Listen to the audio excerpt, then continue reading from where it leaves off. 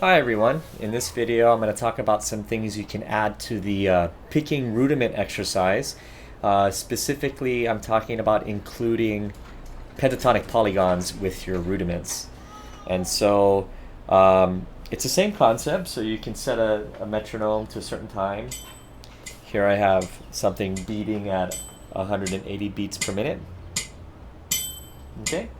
And you're going to select a polygon. If you don't know what the polygons are by now, check out that video. I think I'll leave a link in the description below. But you can select one polygon. Let's just say we're doing the rectangle. And you can decide on whether or not you're ascending or descending. Up to you.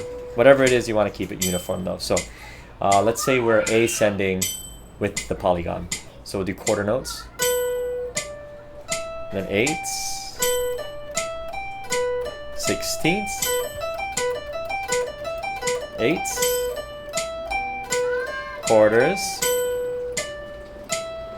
and repeat, eighths,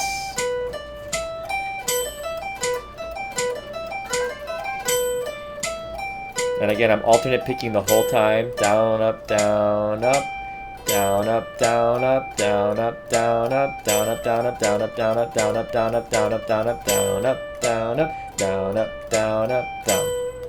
So that's the basic gist of it. Now you might have noticed that I left out triplets. Well, the reason why I left out triplets is because we're dealing with 2 notes per string, 4 notes in total. That's an even number, and triplets are odd numbers. So if you do want to do triplets, I highly suggest including the diatonic notes that live within that rectangle, which are these 2 notes.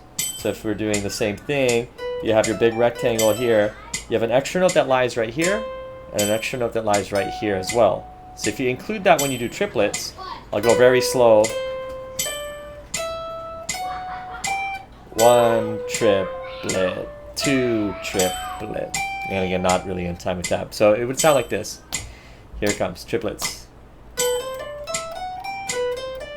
There it is. So if you wanted to include that, you could do the same pyramid sequence, quarters, with regular pentatonic. Eighths, sixteenths, eighths, quarters, and then we're going to do triplets with those extra notes. 1 triplet, 2 triplet, 3 triplet, 4 triplets, and now we're back at the beginning. Now you might have noticed I left out sextuplets. Well, if you can't handle sextuplets, try doing that. So sextuplet would sound like this.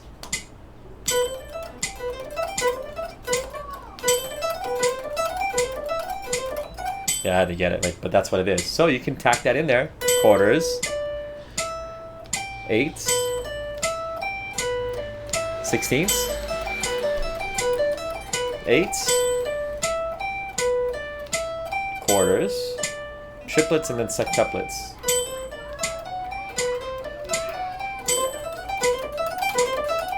Triplets, quarters. And there you go, you completed 1 sequence.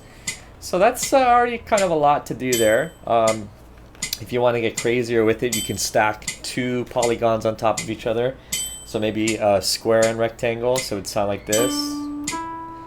And then eighths, square, right? You can do something like that. It gets kind of janky and funky like that though.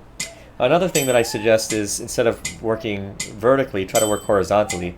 So you can kind of just go through the sequence of, rectangle, square, ramp, boat, whatever, or whatever direction. So if we're ascending, we're going to go this way. But it doesn't really matter. You can do the opposites. But anyway, so this is what it'd be like with changing position. Rectangle, square as eighths. Sixteenths as ramp and boat. Eighths as ramp, quarters as square, and I'm going to work my way backwards, and then sixteenths, eighths, quarters, eighths,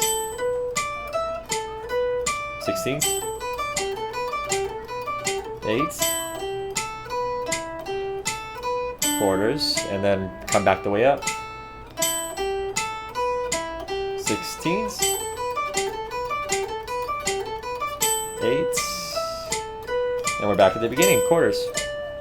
And you can keep going into infinity. You can also try and see if you can throw in the triplets there, but those are just kind of different ways to expand upon the rudiments. You know, previously we just were working on one string, right? So it's that same concept, but applied to multiple strings and something a little more scalar.